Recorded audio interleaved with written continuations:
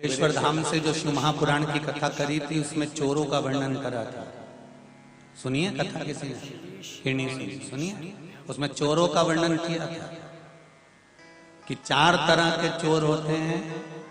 एक किसी के घर में जाकर कुछ सामान उठा लाया, जम के बोलो वो भी, अरे बोलो तो चोर है।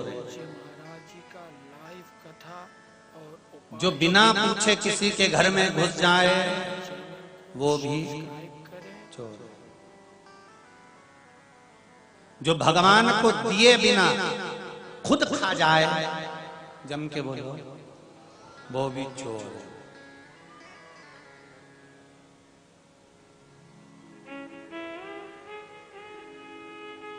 घर में बुजुर्ग माता पिता बैठे हों और पति बाजार गया,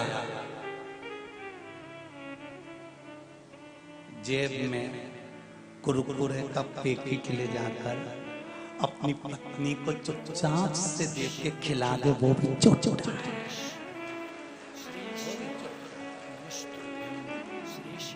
और इस पूरे पंडाल में ये जो चौथे नंबर का चोटका है ना, ये होंगे। शिव महापुराण की कथा कहती है, घर में अगर बुजुर्ग माँ बाप बैठे हुए हैं, आप अपनी पत्नी के लिए अगर अंगूर लेकर जा रहे हैं, केले लेकर जा रहे हैं, ड्राई फ्रूट्स लेकर जा रहे हैं, बिस्कुट लेकर जा रहे हैं, मिठाई लेकर जा रहे हैं, मूंगफली का दाना लेकर जा रहे हैं, एक चिप्स का पैकेट भी अगर आप अपनी पत्नी के लिए लेकर जा रहे हो पास के दिन, तो पहले उसमें से थोड़ा सा एक पैकेट एक्स्ट्रा लेकर चलो और चुपचाप से अपने माँ बाप के हाथ में दे दो, मम्मी ये लो मैं तुम्हारे लिए भी लेकर आया हूँ, तो चोर नहीं बनोगे। सुन लो चोटो,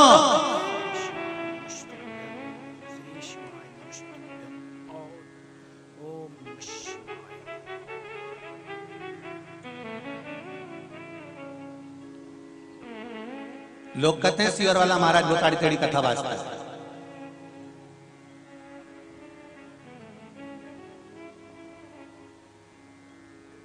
तुम सुधर जाओ, हमारी टेढ़ी भाषा बंद कर दे, या तो सुधरो नहीं तो सिद्धरो, दो में से एक। थोड़ा सा समझो। बिस्कुट लाए हो ना, बुजुर्ग माँ बाप को भी दीजिए। ज्यादा सामान लाए हो ना, बूढ़े माँ बाप को भी दीजिए। ऊपर जाओगे पत्नी तब तो आंख दिखाएगी ना अपने कमरे में कि तुम दुकरिया बतिया है, तुम तो कह रहे थे मेरे लिए लाए और नीचे भी देखकर आए। तब जगदम्बा से कह देना, अरे ओ चंद्र घंटा कुसमांडा स्कंदा, तेरे हाथ जोड़ूं, वो मेरे माँ बाप हैं, बुजुर्ग हैं। जब मैं छोटा सा था तो मुझे गोदी में रख कर टॉफी, आइसक्रीम, भोजन हाथों से कराते थे। अब वो बूढ़े हो गए हैं, उनसे नहीं बनता, तो फर्ज मेरा भी है कि मैं उनको कुछ खिला दूं, मैं उनके लिए कुछ कर दूं। जिस घर में माँ बाप की इज्जत नहीं होती, उस घर में देखना कभी बरकत नहीं होती। जहां माँ बाप का सम्मान होता है, माता पिता का आदर होता है, जहां माता पिता के लिए आदर के वचन बोले जाते हैं, जहां माता पिता का सम्मान करा जाता है, जहां माता पिता के लिए हमेशा आदर के वचन कहे जाते हैं, वहां धन और दौलत की कोई कमी नहीं पड़ती। जहां आदर खत्म हो जाता है, सम्मान खत्म हो जाता है, हमारे यहाँ आदर और सत्कार जब खत्म हो जाता है, तो फिर वहां वैभव लक्ष्मी संपदा नहीं रहती। चाहे तुम वैभव लक्ष्मी का कितना भी व्रत कर लो।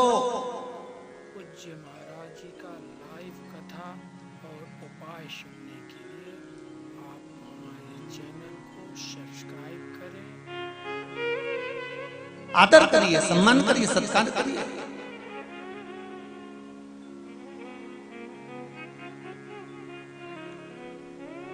पहले नंबर की पत्नी से कहा, पत्नी ने कहा कौन कहता है कि मैं तुम्हारे साथ नहीं चलूंगी, मैं तुमको 1 मिनट नहीं छोड़ूंगी, 1 क्षण नहीं छोड़ूंगी।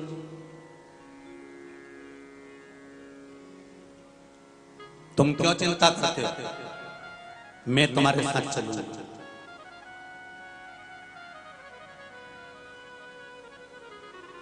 आप टेंशन मत लो, पति की आंख में से आंसू बहने लगा। इसको तो मैंने कभी पूछा ही नहीं था, इसको तो मैंने कभी आदर करा ही नहीं था, इसको तो मैंने कभी सम्मान करा ही नहीं था, इसके लिए तो मैंने कभी कुछ किया ही नहीं था। चौथे नंबर की पत्नी के लिए सामान ला कर दिया, लाखों रुपए उस पर खर्च कर दिए। दूसरे नंबर की पत्नी को ला कर दिया, तीसरे नंबर की को ला कर दिया, पर इसको आज तक कोई सामान ला कर नहीं दिया। इसके बाद भी ये मेरे साथ में जाने को तैयार बैठी है, उसके बाद भी ये मेरे लिए प्राण छोड़ने को तैयार बैठी। तुम चिंता मत करो, मैं हूं तुम्हारे साथ। और व्यक्ति की ये चार पत्नियां किसी एक व्यक्ति की नहीं, अपन सबकी चार पत्नियां हैं। पहले नंबर पर ये आत्मा, मन, चित्त, वृत्ति, ये पहली पत्नी है इस शरीर की। दूसरे नंबर की पत्नी है हमारी दौलत, हमारी संपदा, हमारा वैभव, हमारा धन। तीसरे नंबर की पत्नी है हमारा परिवार, हमारा कुटुंब, हमारे दोस्त, हमारे रिश्तेदार। और चौथे नंबर की पत्नी है ये शरीर, जिस पर सबसे ज्यादा खर्च किया जाता है। लाइव कथा और उपाय जानने के लिए बादाम किसके लिए खा रहे हो? शरीर के लिए। कमेंट बॉक्स में श्री शिवाय नमस्तुभ्यम। कपड़े किसके लिए पहन रहे हो? शरीर के लिए। आभूषण किसके लिए धारण कर रहे हो? शरीर के लिए। स्नो पाउडर, क्रीम, परफ्यूम, एक से बढ़कर एक साबुन किसके लिए ला रहे हो? शरीर के लिए। ये चौथे नंबर की जो पत्नी है ना, ये शरीर, ये तुरंत तुम्हारी प्राण छूटे और शरीर ने साथ छोड़ दिया। ये चौथे नंबर की पत्नी है, ये शरीर 1 मिनट में साथ छोड़ देती है, तुम्हारे साथ जाने को तैयार नहीं होती और कह देती है ले जाओ, ये आत्मा जाए, मुझे नहीं जाना। दूसरे नंबर की पत्नी हमारा धन, हमारी दौलत, हमारी संपदा, हमारा वैभव, हमारी धन। ये दूसरे नंबर की पत्नी कहती है तू जिंदा है जब तक मैं तेरा हूं, तू जिंदा है जब तक मैं तेरा, और जब तक तू जिंदा है तेरे हाथों से जो तुझे करना है कर ले, तेरे हाथों से जो लुटाना है लुटा ले, तेरे हाथों से जो करना है कर सकता है। मैं जब तक जिंदा है तू, तब तक। दूसरे नंबर की पत्नी कहती है कि ये धन, ये दौलत, ये संपदा कहती है कि तुम जिंदा हो तब तक मैं तुम्हारी हूं, और जैसे ही तुम मरोगे, दूसरे नंबर की पत्नी कहती है मैं दूसरे की हो जाऊंगी, मुझे तुझसे कोई मतलब नहीं, मैं दूसरी शादी कर लूंगी। ये धन और दौलत कहती है, ये संपदा कहती है, प्रॉपर्टी कहती है, जमीन कहती है, प्लाट कहता है, फार्म हाउस कहता है, हमारी 4-4 मंजिल की बिल्डिंगें कहती हैं, ये गाड़ी और ये बंगला कहता है, ये हमारे शरीर पर पड़ा हुआ जेवर कहता है कि जब तक तुम जिंदा हो तब तक मैं तुम्हारी हूं, और जिस दिन तुम मर गए उसके बाद में मैं दूसरे से शादी कर लूंगी। मतलब जमीन, जायदाद, प्रॉपर्टी, धन, दौलत, लॉकर में पड़ा हुआ पैसा, बैंक में पड़ा हुआ पैसा, ये सब मैं दूसरे। ये दूसरे नंबर की पत्नी तुरंत शादी करने को तैयार बैठी रहती है, तुम मरे और वो दूसरी शादी कर लेगी। धन तुम्हारे मरते से दूसरे का हो जाएगा, मकान दूसरे का हो जाएगा, तुरंत नामांतरण पर दूसरा नाम चढ़ जाएगा। तुम्हारा नाम था भैरू किशन, आ गया लाल किशन, चढ़ गया दूसरे का। जा, मकान पे तुम्हारा नाम लिखा था, तख्ती निकल कर दूसरे का लग जाएगा। फार्म हाउस पे तुम्हारा नाम लिखा था, बदल कर दूसरे का लिखा जाएगा। तुरंत ये दूसरे नंबर की पत्नी तुरंत दूसरी शादी कर लेती है, इसको देरी नहीं लगती शादी करने में। तुम मरे और ये धन दूसरे का हो गया, तुम्हारे मरते से तुम्हारे कपड़े दूसरे के हो गए, तुम्हारी ज्वेलरी दूसरे की हो गई, तुम्हारा वैभव दूसरे का हो गया, गाड़ी दूसरे की हो गई, दौलत दूसरे की हो गई। और संभाला किसने, रखा किसने, संजोकर किसने रखा? तुमने। और ये दौलत तुम्हारी नहीं हो पाई।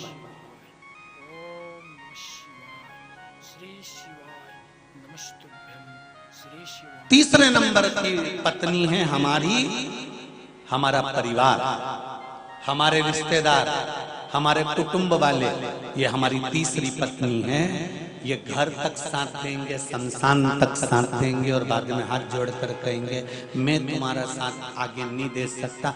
आग लगाएंगे, खोपड़ियां फोड़ेंगे और वापिस आ जाएंगे। घर के लोग भी शमशान में जब तक बैठे रहते हैं जब तक कि डोकरे की खोपड़ियां नहीं फूटे। एक लंबा सा डंडा, बांस, जितने लोग बैठे हैं इनको मालूम होगा, तुम लोग तो शमशान जाती नहीं हो तो तुम्हें मालूम नहीं होगा। और जब जाओगी तब तुम देख नहीं पाओगी। तो ये लोग जो जाते हैं इनको मालूम है इतना बड़ा बांस, उसमें इतना बड़ा लोटा, लोटे में भर दिया घी, और जब मुर्दा आधा जल जाता है तब जो समझदार वैज्ञानिक होते हैं शमशान के, वो इंतजार देख देख के पक गया, फिर दूसरा बोलता अभी कब पक गया, अभी तो खोपड़ी तो बैठे रहो बैठे रहो। ओम नमः शिवाय। आप इस चैनल को सब्सक्राइब करें। भगवान जाने इनने भी कितने रिसर्च करे होंगे खोपड़िया। आ जाओ सब उठ के आ जाओ। और फिर डंडे को पकड़ के और छोरे के हाथ में दिया जाता है, बेटे के हाथ में, देखो बढ़िया में बाप देख। और जो बांस से लोटा डालकर डंडे से खोपड़िया फोड़कर घी पटक कर डंडे को पटक दिया जाता है, बस उसी दिन बेटा सोचता है कि अब सब समाप्त हो गया। और 10वें के दिन, तीसरे के दिन, 12वें के दिन पिंड देकर पिताजी से पिंड छुड़ा दिया जाता है कि अब कुछ नहीं बचा, अब केवल तिथि पे पूरी सब्जी बामन के खिला देना है और पिताजी से पिंड छुड़ा देना है। अब जायदाद अपनी, मकान अपना, घर अपना, दौलत अपनी, सत्ता।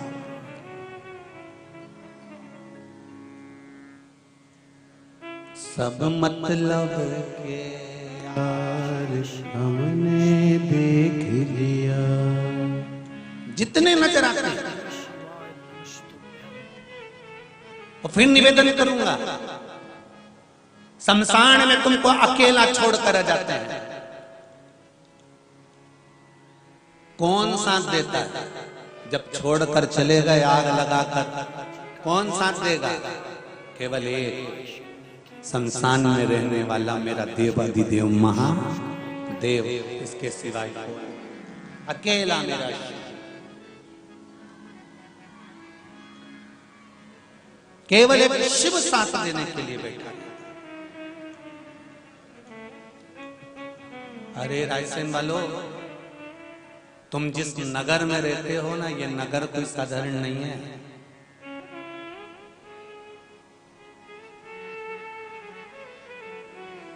इस नगर में जिसमें तुम निवास करते हो, ये पूरनमल राजा का नगर है। किसका नगर है? राजा पूरनमल, जिसकी धर्म पत्नी, पूरनमल राजा की धर्म पत्नी रत्नावली शंकर जी की परम उपासक है।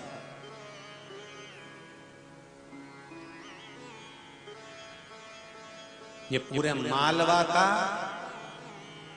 द्वार था, रायसेन मालवा का द्वार।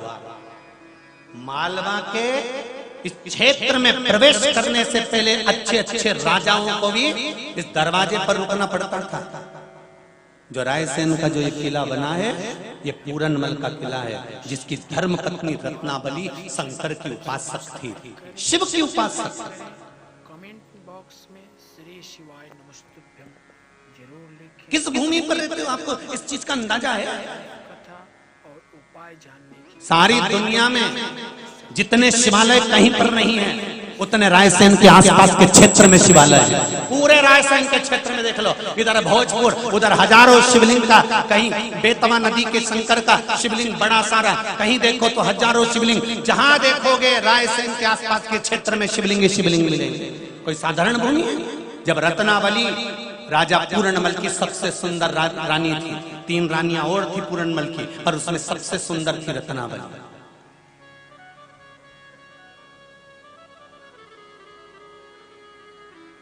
इतनी सुंदर रत्नावली जिसका श्रृंगार कहते हैं कि बड़े बड़े योद्धा, बड़े बड़े युवराज, बड़े बड़े राजा पूरनमल राजा की धर्मपत्नी रत्नावली को मात्र एक झलक देखने के लिए आना चाहते थे रायसेन की धरा पर।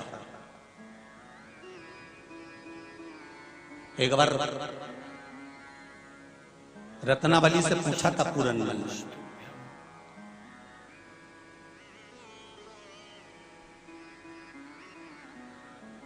तुम इतनी सुंदर कैसे हो? ये पूरनमल पति राजा पूर्णमल अपनी धर्मपत्नी से पूछ रहा है कि तुम्हारी सुंदरता इतनी प्रबल कैसे है। शब्द सुनिएगा जरा रत्नावली। मैं आपसे भी कहूंगा कि रत्नावली को अहंकार नहीं आया था, सुंदरता का। रत्नावली ने जो शब्द कहा था वो शब्द आपके जीवन में उतरना चाहिए।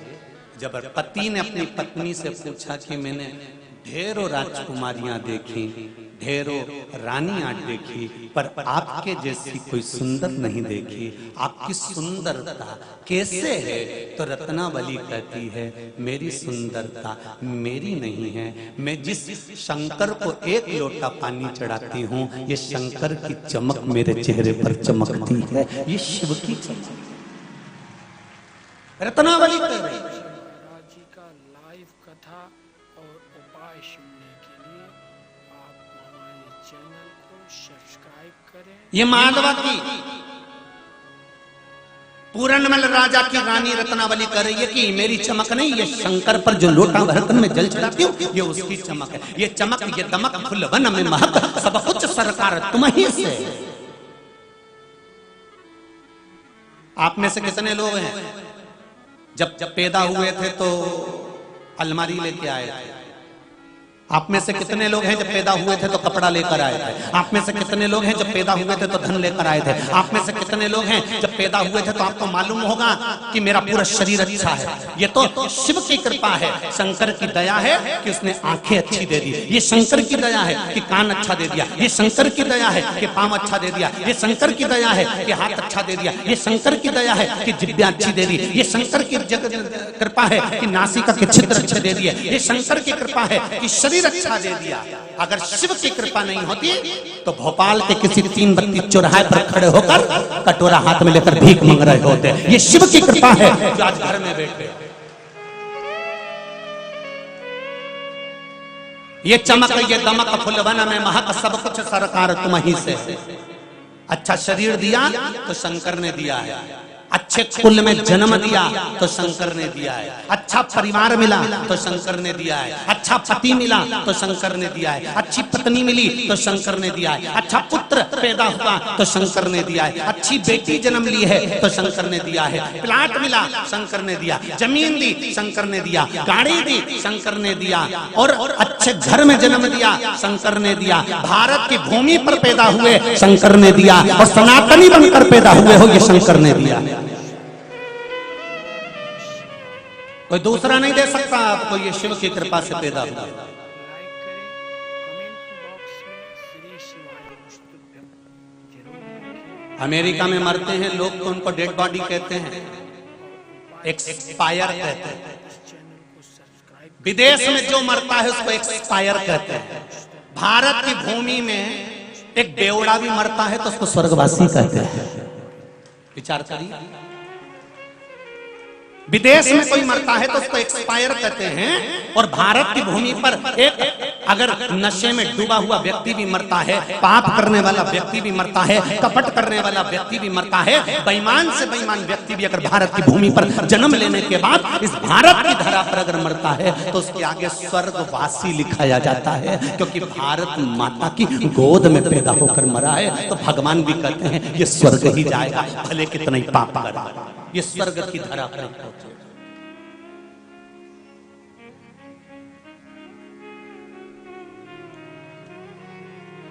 हरिचंदन है इस देश की माटी, तपोभूमि हर ग्राम है, हर वाला देवी की प्रतिमा बच्चा बच्चा राम है। जिसके सैनिक समर भूमि पर गाया करते गीता है, उसी माटी के हल्के नीचे खेली करती सीता है। चंदन है इस देश की माटी, तपोभूमि ग्राम है, हर वाला देवी की प्रतिमा बच्चा बच्चा राम। ये वो भूमि है जहां पर देवता भी जन्म लेने के लिए तरसते हैं।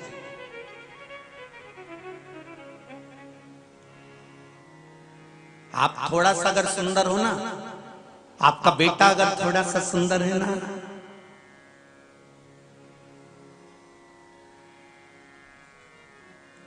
मेरे बेटे जैसा कोई नहीं।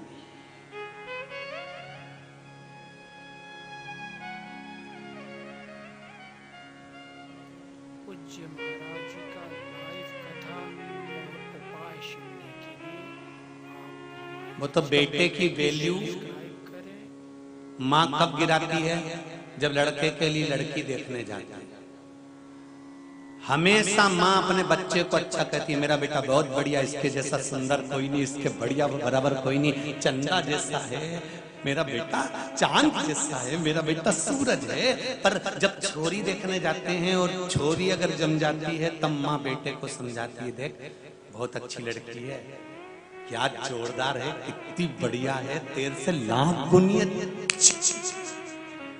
अब घटी वैल्यू। अभी तक तो कहती थी कि तू ही सुंदर है, अभी तक माँ कहती थी कि तेरे बराबर कोई नहीं है, और जैसे ही शादी का नंबर आया तो माँ तुरंत तेरे से, अरे बोलो तो लाख गुना अच्छी है। तब छोरे को समझ में आ गया, बहुओं से निवेदन है कि सास के शब्द सुनो कि अपने छोरे से कहती है कि तेरे से लाख गुनी अच्छी है, मतलब बहू सास के लिए हीरा बनकर आती है। ये हर सास जानती है, ये प्रत्येक सास जानती है कि मेरी बहू हीरा बनकर आ रही है। कितनी आस लेकर बैठी रहती है सास बहू के लिए। बहू आएगी, गरम रोटी देगी। अब उसको क्या मालूम था कि घर में से धक्का देगी, उसको क्या। पहले बच्चों को डराते थे, बहू आ गया तो बच्चा डर जाता था। आज के जमाने में बुढ़ों को डराना हो तो कह दो बहू आ गई, बेचारी खाती खाती है, अभी कहां से, अभी तो गई थी, अभी कहां से, छुट्टी मनाने गई थी। वैसे ही तो कोरोना में कोई नहीं जा पाया, अभी अभी तो जाना चाहता था। 2 साल तो पूरे कोरोना में यही प्राण खाए हैं जगदम्बा ने, अभी गई थी। श्री शिवाय नमस्तुभ्यम, ओम नमः शिवाय। आप इस चैनल को सब्सक्राइब करें, लाइक करें, कमेंट बॉक्स में श्री शिवाय नमस्तुभ्यम विचार करिए। पूज्य महाराज जी का लाइव कथा और उपाय जानने के लिए रत्नावली से पूछा तुम्हारी सुंदरता काय से है? तो रत्नावली कहती है मैं शंकर की आराधना करती हूँ, मैं शिव की आराधना करती हूँ, मैं भगवान का भजन करती हूँ। ये शिव आराधना का फल है जो मुझ में सुंदरता है। और आपसे भी कहेंगे, अगर आप सुंदर हो, आप अगर सुंदरता में बने हुए हो, चाहे पुरुष हो चाहे स्त्री हो, उसके चेहरे पर अगर चमक है, बहुत ध्यान देना महाराज। क्रीम की चमक 2 महीना 3 महीना 15 दिन की रहती है, और अच्छे कर्म की चमक मरते दम तक रहती है। अंतिम क्षण तक चेहरा चमकता रहता है। जिसने अच्छा करा होता है उसके चेहरे पर तुम देखना, कोई कोई मरता है ना तो उसको कपड़े पहनाते हैं तो बॉडी भी सुंदर नजर आने लगती है, क्योंकि कर्म अच्छा करा।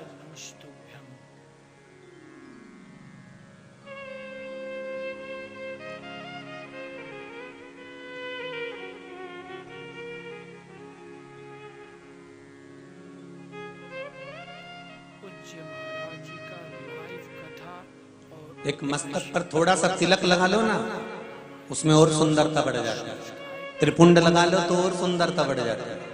हमारे यहाँ तो शास्त्र यहाँ तक कहता है, गर्भवती नारी का जब गर्भ रहता है और उस समय पर गर्भ में जब संतान रहती है, और ग्रहण, चंद्र ग्रहण हो चाहे सूर्य ग्रहण हो, ग्रहण अगर पड़ता है तो परिवार में, शास्त्रों में ऐसा वर्णन आता है कि गेरू, गेरू मतलब लाल चंदन।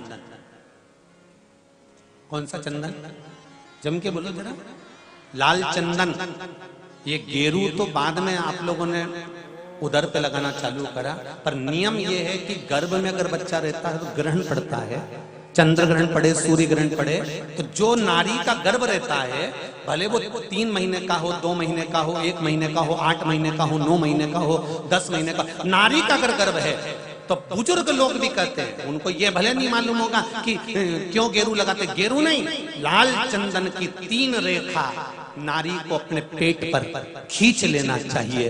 क्या होता है तो कहा, बच्चा विपरीत पैदा नहीं होता, बच्चा स्वतंत्र स्वस्थ अच्छा पैदा होता है, सुखी पैदा। आप में से कितनी माताएं जो जानती हैं इस बात को? हाथ उठाओ जरा। जानती है सब कि जब गर्भ में बच्चा रहता है तो माताएं कह देती है, सांस कह देती है, बेटा थोड़ा गेरू लगा लेना, पेट में थोड़ा सा गेरू लगा ले, थोड़ी सी मिट्टी लगा ले, थोड़ा सा कुछ पेट पर लगा ले, क्योंकि ग्रहण पड़ रहा है। क्यों? अगर ग्रहण पड़ी हुई संतान जन्म लेगी तो ये अपने ही धर्म का विरोध करेगी, सत्य का विरोध करेगी, गलत मार्ग पर चलेगी। और अगर शरीर पर एक त्रिपुंड लगा दिया गया, पेट पर ग्रहण के समय पर गेरू लगा दिया गया, लाल चंदन लगा दिया गया, तो जो बच्चा जन्म लेगा वो माता पिता के विरोध में कभी नहीं खड़ा हो सकता, धर्म के विरोध में कभी नहीं खड़ा हो सकता, सत्य सनातन धर्म के विरोध में कभी खड़ा नहीं हो सकता, हिंदू धर्म के विरोध में कभी खड़ा नहीं हो सकता, हमारे पक्ष में हमेशा बना रहेगा। सनातन धर्म का कुल में पैदा होकर, सनातनी होकर, हिंदू धर्म में पैदा होकर भी अगर कोई हिंदू धर्म का विरोध करता है तो समझ लेना कि यह ग्रहण की औलाद पैदा हुआ है, ये साधारण नहीं है, ग्रहण से पैदा हुआ है। इसलिए सनातनियों का भी विरोध करने के लिए खड़ा हुआ। और आप सबसे निवेदन है, जब ग्रहण पड़े गर्भ पर भले गेरू की 3 लाइन खींच लो, चाहे लाल चंदन की 3 लाइन खींच लो, पर अपने गर्भ पर गेरू लगाना जरूरी होता है, क्योंकि बच्चा अपने माता पिता की भी नहीं सुनता अगर ग्रहण का भाव उस बच्चे पर पड़ जाए। अगर माता पिता को अपनी सेवा करवाना है तो गर्भस्थ बालक को जब ग्रहण पड़े तो शरीर पर थोड़ा सा त्रिपुंड लगा लेना चाहिए। क्यों? क्योंकि बुजुर्ग माँ बाप की जिंदगी खराब नहीं हो। कई कई बेटे ऐसे होते हैं माता पिता को नहीं गिनते, कई कई बेटे ऐसे होते हैं माँ बाप को 2 रोटी नहीं देते, वृद्धाश्रम में छोड़ आते हैं। समझ लो कि ये ग्रहण के पैदा हुए, ये नहीं।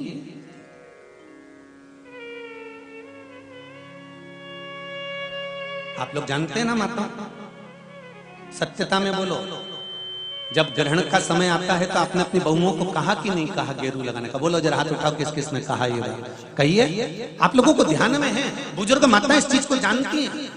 रखिए, बुजुर्ग लोग इस बात को जानते हैं कि गर्भस्थ अगर बच्चा है और ग्रहण पड़ रहा हो और त्रिपुंड लगा लेना चाहिए। एक प्रश्न खड़ा हुआ था, गुरुजी गर्भ में जब बच्चा रहता है तो गर्भवती नारी को, वो प्रश्न कल का था, समय हो गया था इसलिए हम बता नहीं पाए, गर्भवती नारी को शंकर भगवान का पूजन गर्भवती नारी को कब तक करना चाहिए? गर्भ में अगर बच्चा रहता है तो गर्भवती नारी को शिव जी के शिवलिंग की पूजन कब तक करना चाहिए? पहले तो यह बताओ कि किसने कहा कि गर्भस्थ नारी को भगवान का पूजन ही नहीं करना चाहिए?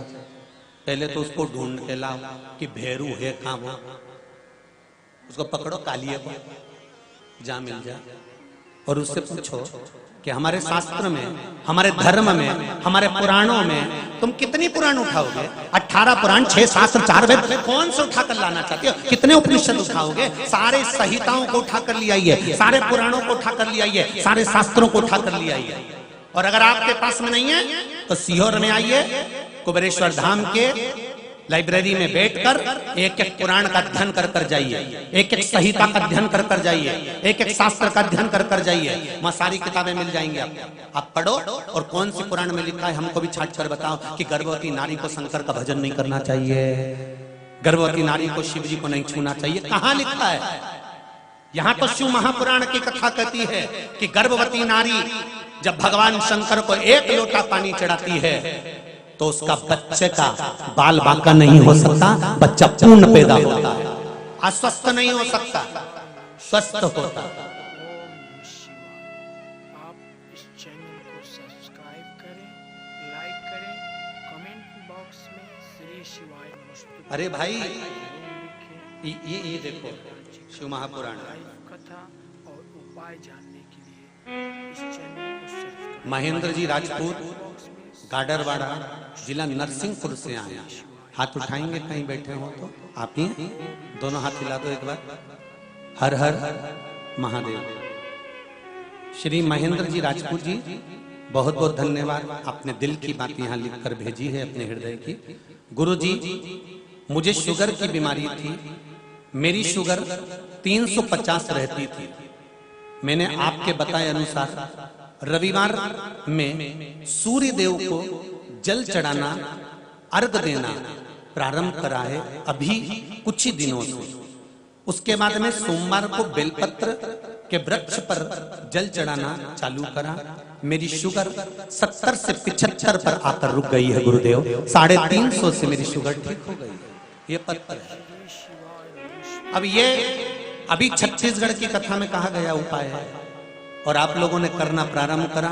देवाधिदेव महादेव ने सुनना प्रारंभ करा और आपको आराम मिलना प्रारंभ हो गया। इससे बढ़कर सुख और क्या चाहिए। एक पत्र और किसी ने भेजा, उसने ऊपर लिख दिया है, उसमें जिसने भेजा होगा उसने शिवलिंग बनाया है पर नाम नहीं लिखा है पत्र पर। उन्होंने लिखा दिया, मैं अपना नाम नहीं लिख रही हूं, मेरा नाम नहीं डाला है इस पत्र में, मुझे एक गठान हो गई थी। इस पत्र के अंतर्गत लिखा है, रुद्राक्ष का पानी मैंने पीना प्रारंभ करा और उस रुद्राक्ष के पानी से मेरी गठान गल चुकी है। अब मेरे शरीर में गांठ नहीं है। डॉक्टर ने कह दिया अब ऑपरेशन की जरूरत नहीं। ये पत्र है, उसने नाम नहीं लिखा पर पत्र में पीछे शंकर जी का शिवलिंग बनाया है उस जिसने पत्र लिखा। और उपाय सुनने के लिए आप चैनल को सब्सक्राइब करें। शिव कृपा।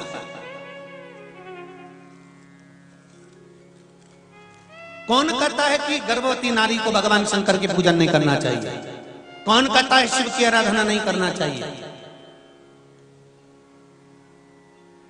दूर मत जाओ, सियोर वाले महाराज की मत सुनो, तुम अपने रायसेन की महारानी की सुनो, रत्नावली की।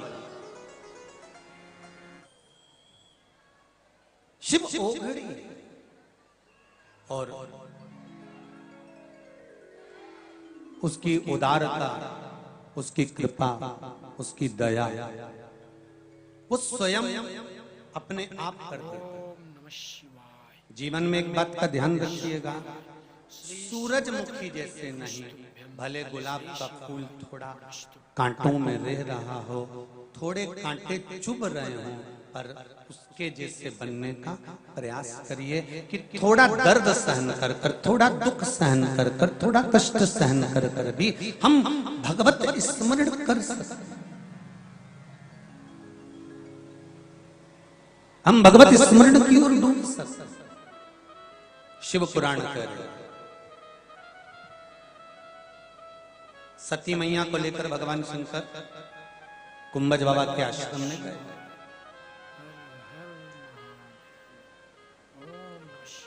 और कुंभज बाबा के आश्रम में जाकर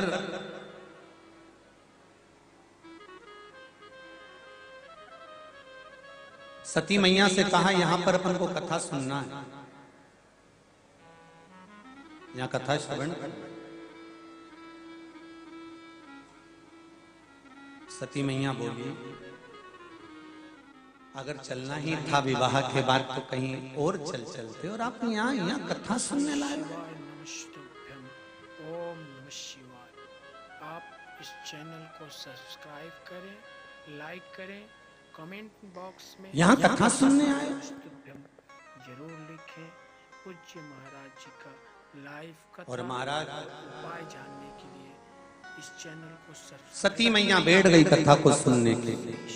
जरा ध्यान देना महाराज, भस्म त्रिपुंड और उस भस्म त्रिपुंड की रेखा और उस रेखा की जो भस्म है उसके माध्यम से शुगर और बीपी के लेवल को लाना। समझ लेना जरा अच्छे से, कथा कहीं अगर इधर उधर से निकल गई ना तो फिर गई।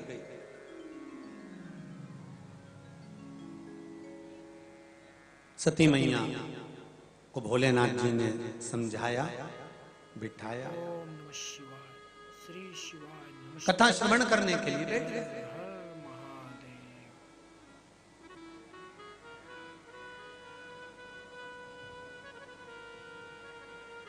और जब कथा सुनने के लिए बैठे, चित्त लगना चाहिए।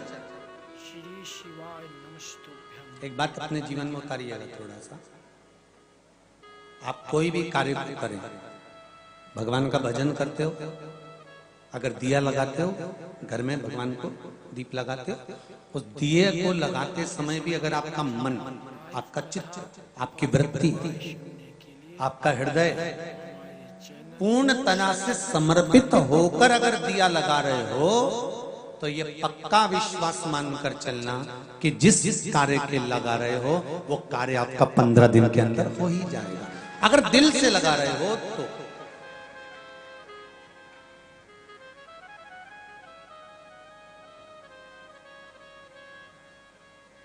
विश्वास रखकर अगर दिया लगा रहे हो तो।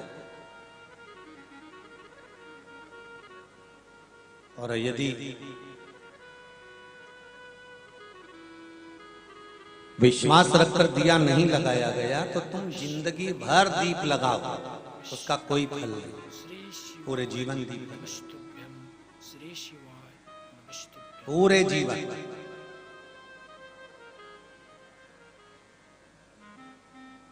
भरोसो दृढ़ चरण के, भरोसो दृढ़ चरणन कीरो, श्री वल्लभ नख चंद्र छटाविन, श्री वल्लभ नख चंद्र छटाविन, सब जन माहि अंधेरो, भरोसो दृढ़ चरणन करो, भरोसो दृढ़ चरणन कीरो।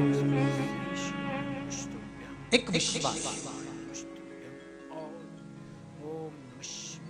एक चावल का दाना भी अगर आप समर्पित कर रहे हो तो विश्वास। एक पत्र देखिए, बहुत अच्छा।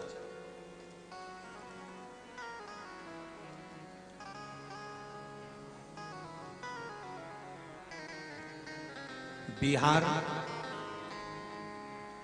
श्री शिवाय नमस्ते। रूनी देवी मेरा नाम है। मैं बिहार शरीफ नालंदा जिला से आया हूं। रूनी देवी कहीं बैठे हो तो हाथ हिला सकते हैं।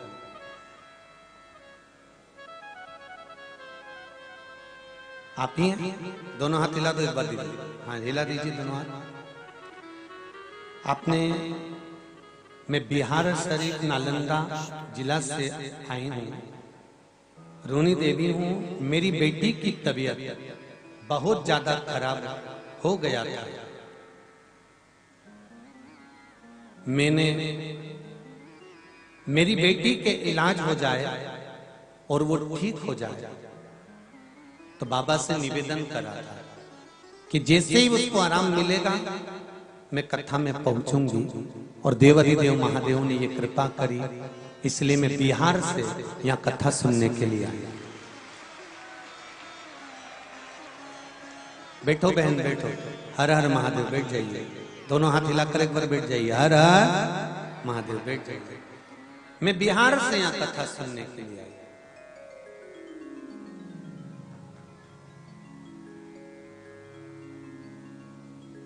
मतलब विश्वास रखकर यदि आपने शिव जी को एक दाना चावल का भी चढ़ाया है और शंकर से अगर प्रार्थना करी है, कथा और उपाय सुनने के लिए आप हमारे चैनल को शिव से अगर विनती करी है तो शिव उसको स्वीकार करते हैं।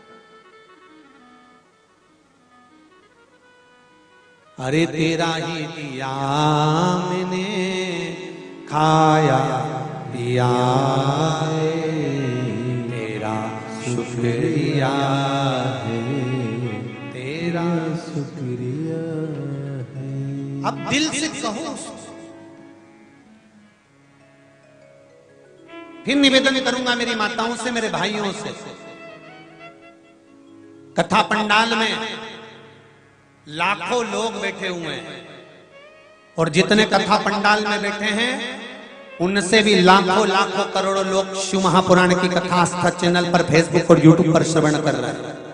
उनसे निवेदन करूंगा एक लोटा पानी अगर शंकर भगवान को चढ़ा रहे हो, एक चावल का दाना भी अगर आप शिव जी को चढ़ा रहे हो, एक बेलपत्र भी अगर आप शंकर भगवान को समर्पित कर रहे हो, और एक पुष्प की पंखड़ी भी आप शिव को दे रहे हो, तो ये शंकर कभी खाली नहीं जाने देता, इसका फल कभी ना कभी दे ही देता। वो शिव है, वो शंकर।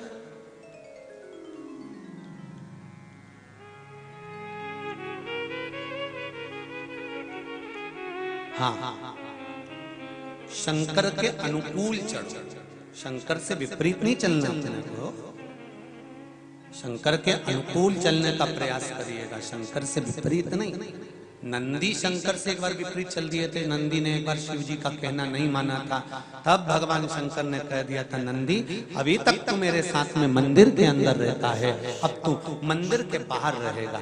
एक बार नंदी ने कहना नहीं माना था तो शंकर जी के मंदिर के बाहर नंदी हो गया, अंदर नहीं रहा। उसी तरह आप भगवान की भक्ति के अनुकूल चलते हो तो भगवान के हृदय में विराजमान, और भक्ति के अनुकूल नहीं चल पाते तो आप शिव भक्ति से सब्सक्राइब करें, कमेंट बॉक्स में शिव शिव शिव श्री शिवाय नमस्तुभ्यम और ओम नमः शिवाय। महाराज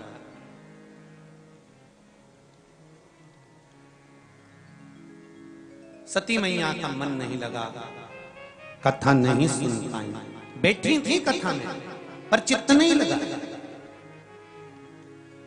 सबसे पहली शंकर भगवान ने भस्म का तिलक सती माता के जाने के बाद लगाया, और सबसे पहला चंदन का त्रिपुंड भगवान विष्णु ने भगवान शंकर को लगाया। ध्यान देना जरा, इस प्रसंग पर विशेष ध्यान रखिएगा। त्रिपुंड शिव महापुराण की कथा, और त्रिपुंड शिव महापुराण की कथा में आपको मालूम होना चाहिए कि त्रिपुंड सबसे पहला चंदन का किसने लगाया, भस्म का त्रिपुंड किसने लगाया, कब लगाया, और उसका फल क्या हुआ।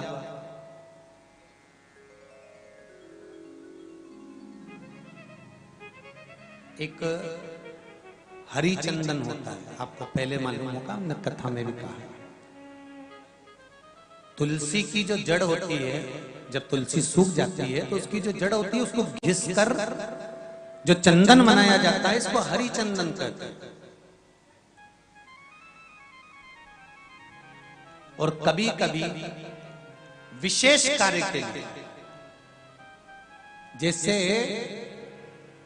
बच्चा इंटरव्यू देने जा रहा है, उसकी नौकरी नहीं लग रही है, उसकी सर्विस नहीं लग रही है, और कहीं या नौकरी या सर्विस के लिए वो अप्लाई करने के लिए जा रहा है, तो महाराज बेलपत्र की जो जड़ होती है इसका भी चंदन बनाया जाता है, उसको भी घिसकर तैयार किया जाता है,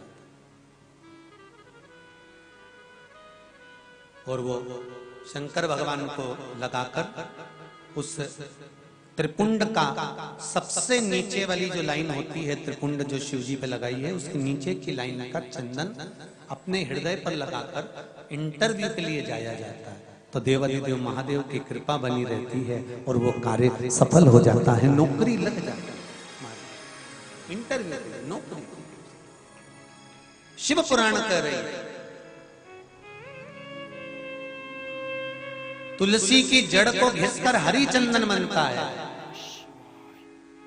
बेलपत्र की जड़ को घिसकर शिव चंदन बनता है, पर शंकर भगवान को सर्वाधिक प्रिय है तो पीला चंदन और लाल चंदन प्रिय है। ये शिव चंदन तो कभी कभी कोई विशेष कार्य के लिए ही प्रयोग में किया जाता है, विशेष। जैसे आपको पहले कहा था ना कि बेलपत्री का कमल दल बनाओ, बताया था आप लोगों को, किस किस को याद है, जरा हाथ उठाओ जरा, सबने सुना है ना। तो बेलपत्री का कमल दल मतलब बेलपत्री जो होती है वो एक के ऊपर एक जब रखी रहती है, और उसका जो कमल दल बनता है, उस कमल दल को बनाकर उसमें थोड़ा सा भाग अक्षत का रखकर जब भगवान शंकर के शिवलिंग को समर्पित किया जाता है तो उसका फल कौटि कौटि गुना, हजारों प्राप्त।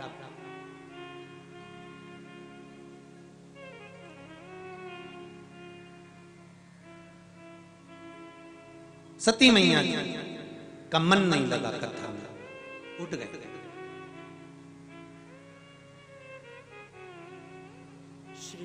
चली, शिव जी का मन लगा था। आप इस चैनल को सब्सक्राइब करें। चली, जब रास्ते में भगवान राम जी का दर्शन हुआ राह में, सती मैया राम का दर्शन कर भी ली। राम जी का दर्शन भगवान शिव ने कर भी लिया, शिव जी ने प्रणाम कर लिया, पर सती मैया ने किया, क्योंकि थोड़ा सा अभिमान अपने पिता के घर का, दक्ष प्रजापति के घर का थोड़ा सा अभिमान था। मेरी माताओं से एक निवेदन है, तुम्हारा मायका भले 4 चांद लगे हों, धन दौलत संपदा सत्ता वैभव सब कुछ तुम्हारे यहाँ खूब, तुम्हारे पिता बहुत अच्छे पद पर विराजमान हो, तुम्हारे पिता के पास में बहुत ऊंचा पद भी हो, प्रतिष्ठा भी हो, तुम्हारे पिता की मान मर्यादा इज्जत भी बहुत हो, पर निवेदन है जिस ससुराल में आप रह रही हो, जहां पर आपका विवाह होकर आप आई हो, अपने मायके का अहम आपको ससुराल में नहीं दिखाना चाहिए। अगर हम दिखाते हैं तो उसका फल क्या होता है, ये सती का चरित्र का है, ये माता सती का चरित्र का है।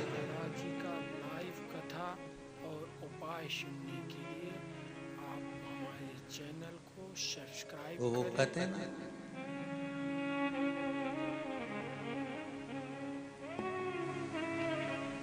कैसो अमीर साहूकार मारा बाप, बेटी धरी ना जाए। कैसो अमीर साहूकार मारा बाप, बेटी धरी ना जाए। अरे मांग काटी का बाबुल हमको दीजो, मांग काटी का बाबुल हमको दीजे। नथनी रतन जड़ायो रे मारा बाबुल, बेटी धरी ना जा। कैसो अमीर साहूकारो मारा बाबुल, बेटी धरी ना जा। माता सीता जनक जी से कहती हैं, आप तो कहते थे कि मैं दुनिया का सबसे बड़ा राजा हूं, मेरे पास में संपदा की दौलत की कोई कमी नहीं है, मैं दुनिया का सबसे बड़ा राजा हूं, राजा जनक कहते थे। तो जानकी जी ने ये शब्द अपने पिता से कहा, हाथों की चूड़ी दीना मारा बाबुल, अरे हाथों की चूड़ी दीजे मारा बाबुल, पायल रतन जड़ायो रे मारा बाबुल, बेटी धरी ना जा। कैसो अमीर साहूकारो मारा बाबुल, बेटी धरी ना जा।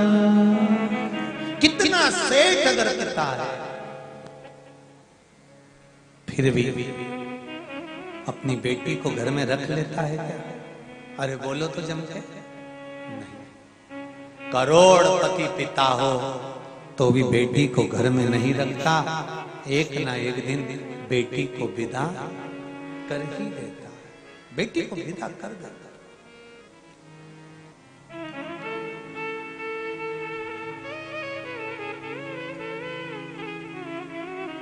अरे माथे की चून दियो मारा बाबुल, आप भी बोल लो जरा एक लाइन, माथे की चून दियो मारा बाबुल, चौली रतन जड़ायो रे बेटी धरी न जाए। ऐसो अमीर साहूकार मारा बाबुल बेटी धरी ना जाए। ऐसो अमीर साहूकार मारा बाबुल बेटी धरी ना जाए। ऐसो अमीर साहूकार मारा बाबुल बेटी धरी ना जाए। कैसो अमीर साहूकार मारा बाबुल बेटी धरे ना जाए।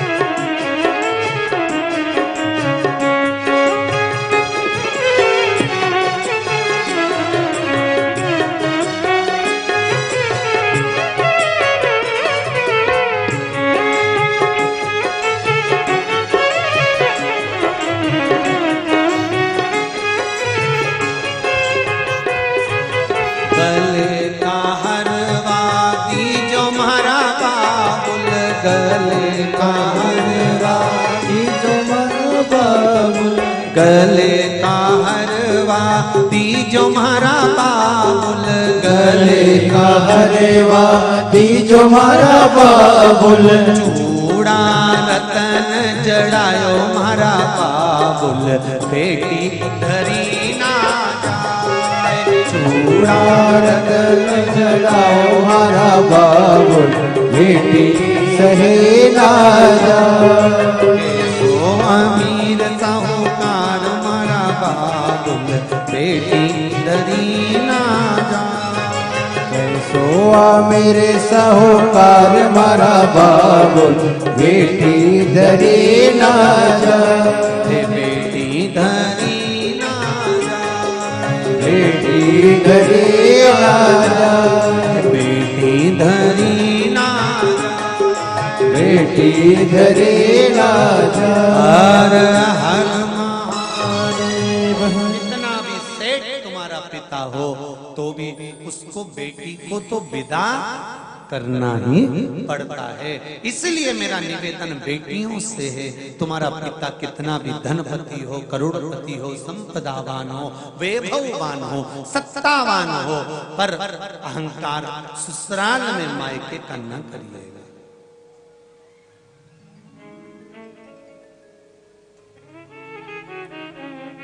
बेटी को अहंकार अगर करना हो ना तो मायके का अहंकार एक ही दिन किया जाता है। बोलो रे जीजी और आयसन वाली चीजें जरा बोलो। मायके का ये अहंकार बेटियों को एक ही दिन करना चाहिए। कौन सा दिन है? जिस दिन आपके बच्चों का विवाह हो रहा हो और मायके वाले मायरा लेकर आए हो, भात लेकर आए। जब भतैया आए हो, मायरा आया हो, भात आया हो, तब आपको अहंकार करना चाहिए। मेरा भाई, मेरा भतीजा, मेरे रिश्तेदार दिया है। अहंकार करने के लिए भी एक दिन दिया है।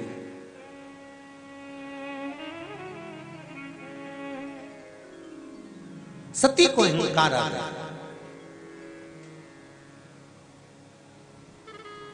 चलिए परीक्षा भी ले ली।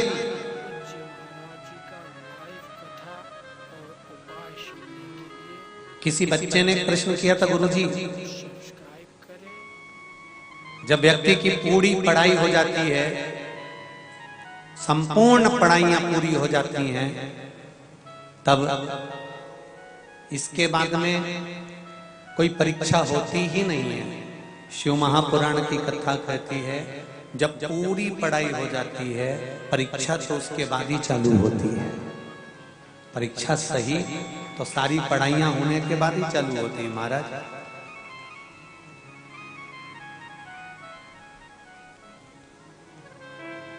सुख और दुख ये तभी चालू होते हैं उसी से। बचपन खेल में खोया, जवानी नींद भर सोया, बुढ़ापा देख कर रोया, सिराने मौत हंसती है। बचपन खेल में चले गया, जवानी भोग और विलास में निकल गई, अधेड़ी कमाने में निकल गई, और बुढ़ापा अंत समय में जब सोचा था कि अब अच्छे से भोगेंगे, मालूम पड़े पूरा बुढ़ापा बेकार हो।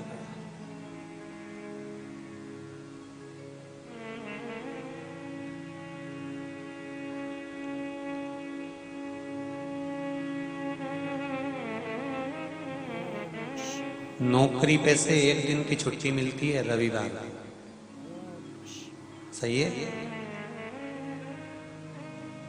धंधा करने वाले को भी एक दिन की छुट्टी मिल जाती है, कभी रविवार को, कभी मंगलवार को, जो भी दिन हो, जिसका जो दिन निश्चित हो उस दिन।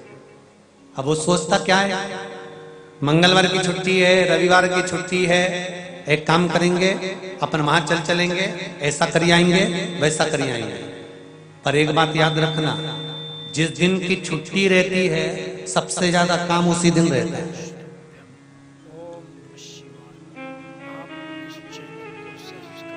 उसी तरह मनुष्य, अभी तो बचपन खेलने की उम्र है, आनंद जवानी, जवानी भोग और विलास की उम्र है, अधेड़ी तो अभी कमाने की उम्र है। अभी नहीं कमाएंगे तो कब कमाएंगे, अभी नहीं कमाएंगे तो कब कमाएंगे, कमाने की उम्र है। और कमाते कमाते कमाते कमाते कब बुढ़ापा आ जाता है, अब सोचता है कि अब मैं चैन से बैठकर खाऊंगा। शरीर की इंद्रियां बेकार हो जाती हैं, कहीं आंखों से दिखाई ना दे, कहीं कानों से सुनाई ना दे, कहीं मुख में जितने दांत हैं वो निकल जाते हैं, घुटने काम करना बंद कर देते हैं, हाथ अपने चोंगे जैसी आवाज आ रही है, हाथ अपने आप में काम करना बंद कर देते हैं। ये शरीर की इंद्रियां शिथिल होती चली।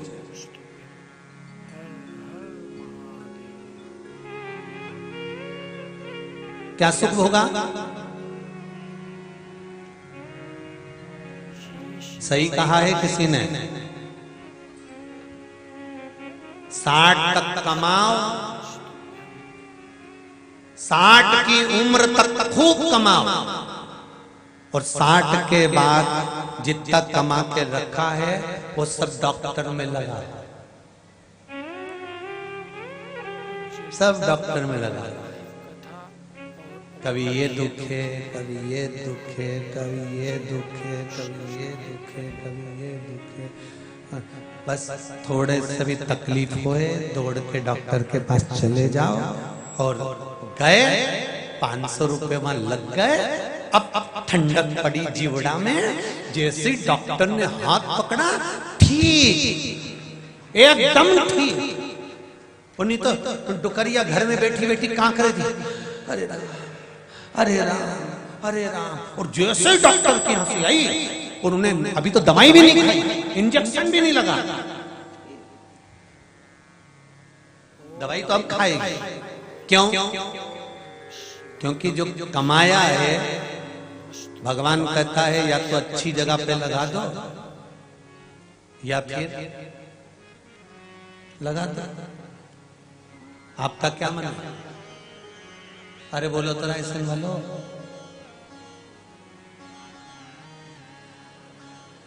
नहीं तुम तो अच्छे से बोल लो, तुम्हारी मर्जी बढ़े ना।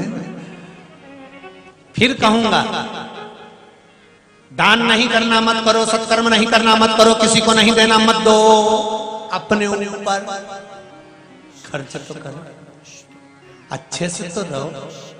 जितने घर में सदस्य हैं उतने सदस्य खूब खुश तो रहो, खूब खुश रहो।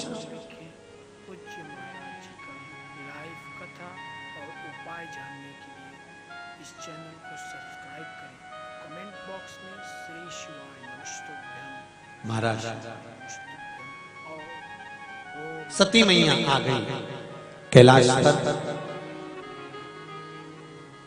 और सती मैया जब कैलाश के ऊपर आ गई, दक्ष प्रजापति ने एक सभा रखी, शिव जी को भी बुलाया गया था। सभा में शंकर जी बैठे हुए थे। जब सभा लगी, दक्ष प्रजापति का आगमन हुआ, और उस आगमन में दक्ष प्रजापति के उस आगमन में शंकर भगवान उठकर खड़े नहीं हुए और उन्होंने दक्ष प्रजापति को प्रणाम नहीं करा। दक्ष प्रजापति को क्रोध आ गया, और क्रोध में आकर दक्ष प्रजापति ने कह दिया, ऐ शिव,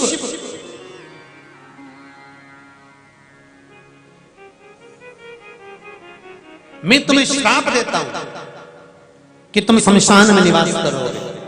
शंकर भगवान प्रसन्न हो गए, सिंहासन से नीचे उतर गए और दोनों हाथ उठाकर डमरू बजाने लगे और कहने लगे, बम बम भोले। शिव जी ने डमरू बजाया,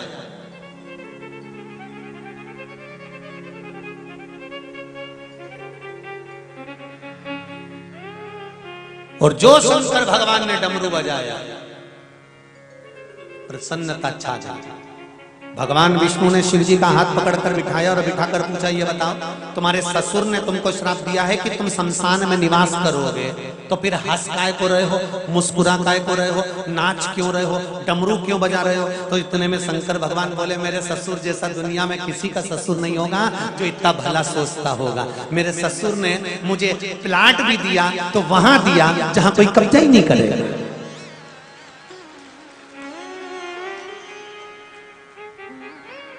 अब शमशान में कब्जा कौन करने जाएगा रे? वो तो कहीं का भेरू होगा तो कब्जा करेगा, पर शमशान में कौन कब्जा करने जाएगा? मेरे शंकर भगवान कह रहे हैं कि ये शिव से सीख लो, ये शंकर से सीख लो, ये मेरे ओघरदानी, ये मेरे त्रिकालदर्शी, मेरे कैलाशी, मेरे शिव से ये सीखो कि अगर कोई श्राप भी दे तो उसमें से भी अच्छा ढूंढ लेना है, कोई बुरा भी कहे उसमें से अच्छा ही ढूंढ लेना है, कोई अपशब्द भी कहे उसमें से थोड़ा सा अच्छा ढूंढ लेना है।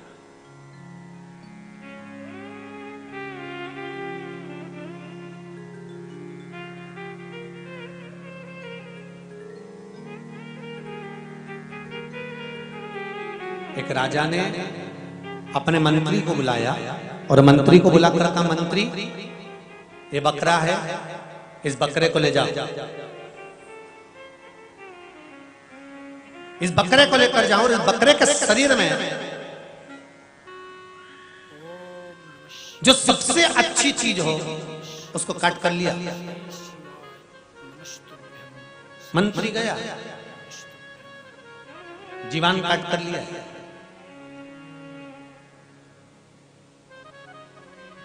राजा ने कहा, ये क्या लेकर आए हो? जीवान। क्यों? इस पूरे शरीर में केवल एक जीवान ही ऐसी होती है जो अच्छा बोलना जानती है, सब अच्छा काम करवा सकती है। ये जीवान ही एक ऐसी होती है जो दुनिया को सतमार्ग पर लाकर छोड़ सकती है, इसलिए इस जिह्वा को ला। थोड़ी देर बाद राजा ने कहा, दूसरा बकरा लेकर जाओ और इस बकरे में जो सबसे बेकार चीज हो उसको काट कर लेकर। मंत्री गया, जो पहले वाला बकरा था उसी की जीवान को लाकर दे दे। महाराज ये लीजिए, ये क्या है? ये बकरे की जीवान। सबसे बुरी यही है, इस चैनल को सब्सक्राइब करें, अगर ये जीवान बुरा करना चाहे तो घर का भी सत्यानाश मिला देती है और ये जीवान बाहर का भी सत्यानाश मिला देती है। केवल एक शिव महापुराण की कथा कहती है कि जिह्वा में अमृत भी छुपा है तो जिह्वा में विष भी छुपा है। जिह्वा में शंकर का गुणगान भी छुपा है तो जिह्वा के अंतर्गत पाप भी छुपा है। ये जिह्वा, इसलिए शिव महापुराण कहती है श्री शिवाय नमस्तुभ्यं श्री शिवाय नमस्तुभ्यं। एक जित्या का ही तो बल है।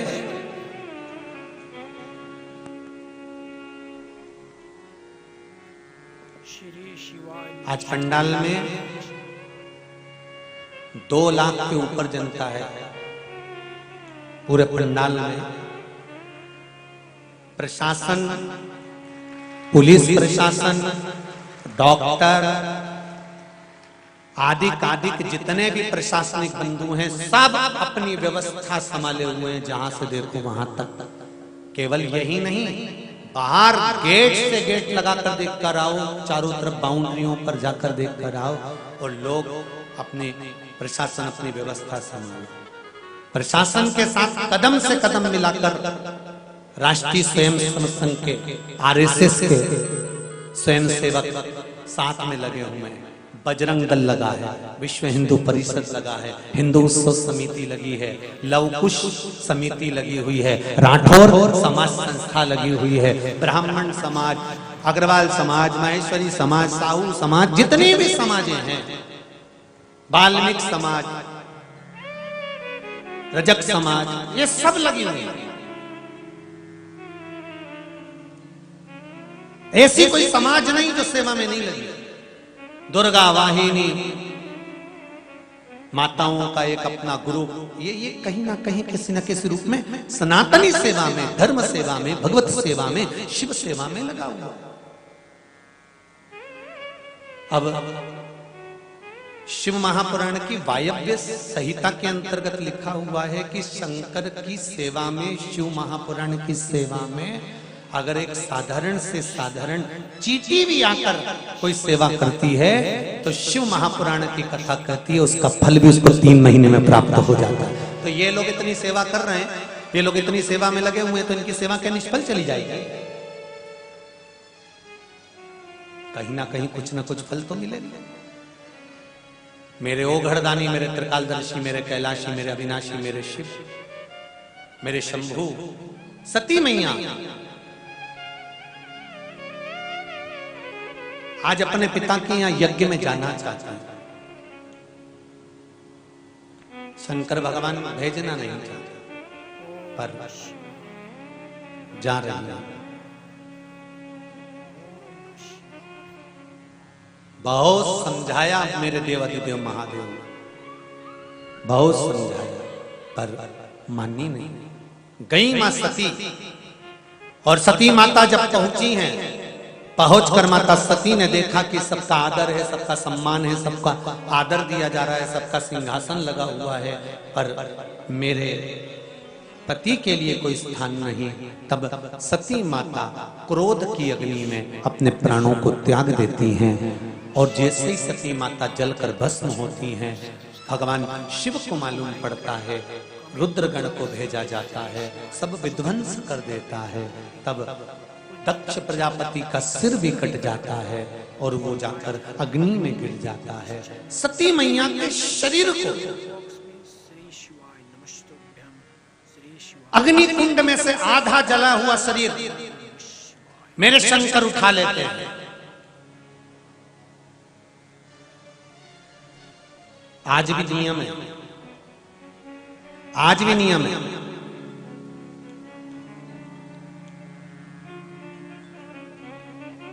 हवन कुंड में से आधा जला शरीर भगवान शंकर माता सती को उठा लेते हैं। और आज भी शंकर भगवान का ये स्वरूप का निर्माण देखिए जरा। जब ब्राह्मण लोग यज्ञ कराते हैं, भूदेव जब यज्ञ कराते हैं, कर्मकांडी ब्राह्मण जब विद्वत्ता के अनुसार यज्ञ पूर्ण करते हैं, यज्ञ की जब पूर्णाहुति होती है, तब यज्ञ करवाने वाले ब्राह्मण आचार्य जन जो सुरवा होता है, उस सुरवे से यज्ञ कुंड में जो भस्म होती है, उस भस्म को, यज्ञ कुंड की भस्म को उस सुरवे से निकालते हैं। किस किस ने देखा है? जरा हाथ उठा, देखा है ना सबने? जब ब्राह्मण यज्ञ कराते हैं, यज्ञ पूर्ण होने के बाद में, पूर्णाहुति के बाद में जो सुरमा होता है सुरवे को यज्ञ में डालकर उस भस्म को निकालते हैं, और उस भस्म को निकालकर जो यजमान होता है उस यजमान के कंठ पर, श्रवण पर, मस्तिष्क पर, नाभि पर, वक्षस्थल पर, भुजाओं पर, कलाइयों पर उस भस्म को लगा दिया जाए।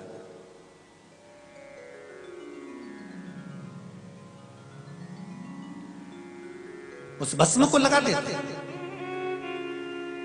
क्यों? क्योंकि शिव महापुराण की कथा कहती है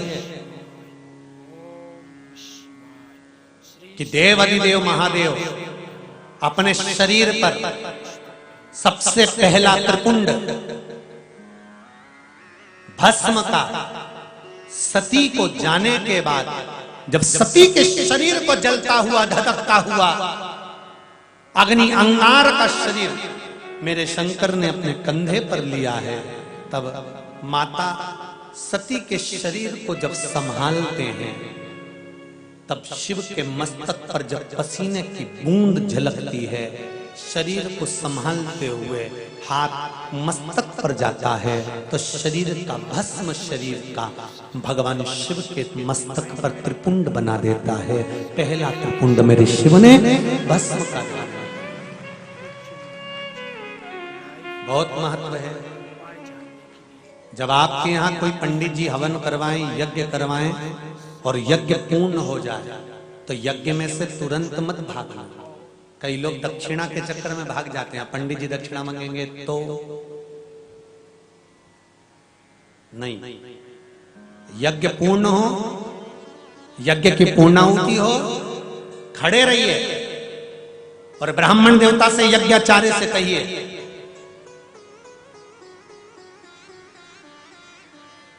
ब्राह्मण देवता से और यज्ञाचार्य से कहिए, यज्ञाचार्य से कहिए हे ब्राह्मण देवता, हे भूदेव, आप इस भस्म में से थोड़ी सी भस्म हमारे शरीर पर लगा दीजिए। और ध्यान देना महाराज, जब ब्राह्मण देव उस सुरवे में से भस्म लेकर जब आपके मस्तक पर, कंठ पर, नयन पर, श्रवण पर, भुजाओं पर, कलाइयों पर, वक्षस्थल पर, नाभि कोश पर जब वो लगाते हैं तो शास्त्र कहता है कि व्यक्ति के जीवन के आधे रोग तो उसी समय समाप्त हो जाते हैं। आधे रोग तो तभी चले।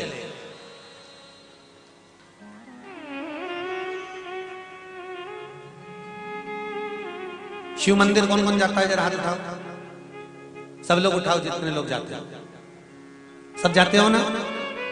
एक नियम बना लो, शंकर जी के मंदिर में जाओ। क्या नियम बनाना है कि शिव जी पर जब जल चढ़ाया और जल चढ़ाने के बाद वो जल जब पूरा की पूरा नीचे चले गए, ठीक है, पूरी पूजन कर लो, संपूर्ण पूजन। और संपूर्ण पूजन करने के बाद जब जल नीचे चले गया और जल कुछ बचा ही नहीं, तब 2 क्षण आप बैठे रहिए। अपनी हथेली हाथ की उस जो जलाधारी है उसमें से जो पानी नीचे गिरता है उसमें अपने हाथ की हथेली को लगाकर रखिए। 2 बूंद, 3 बूंद, 4 बूंद पानी तो भगवान शंकर स्वयं दे देगा।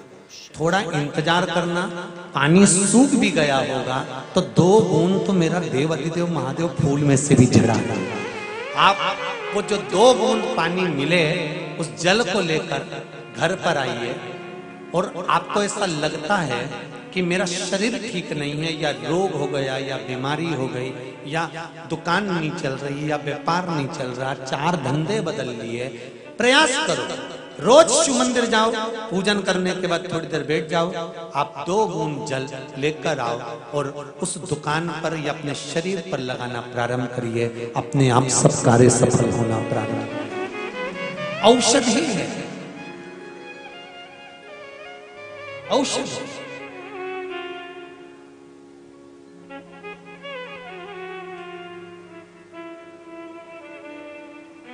हमारे वेदों का मंत्र महामृत्युंजय मंत्र भीतर से गुनगुनाएंगे। वेदों का मंत्र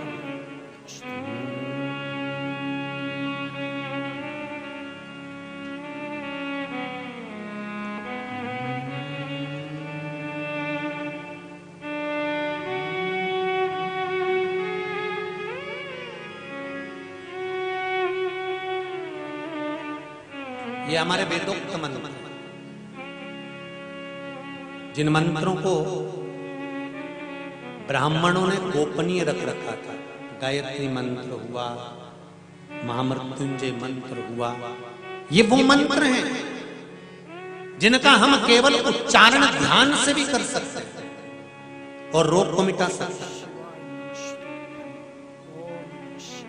जब भगवान विष्णु ने देखा कि माता पार्वती सती के शव को लेकर डोल रहे हैं, सुदर्शन उठाया और वो सुदर्शन को भेजकर माता सती के शरीर के 51 टुकड़े कर 51 शक्तिपीठ का निर्माण हुआ।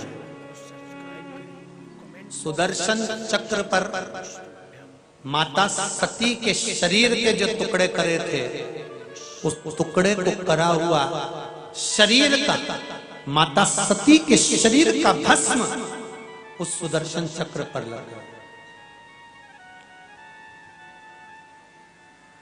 सुदर्शन चक्र पर भस्म लगी हुई, वो घूम रही।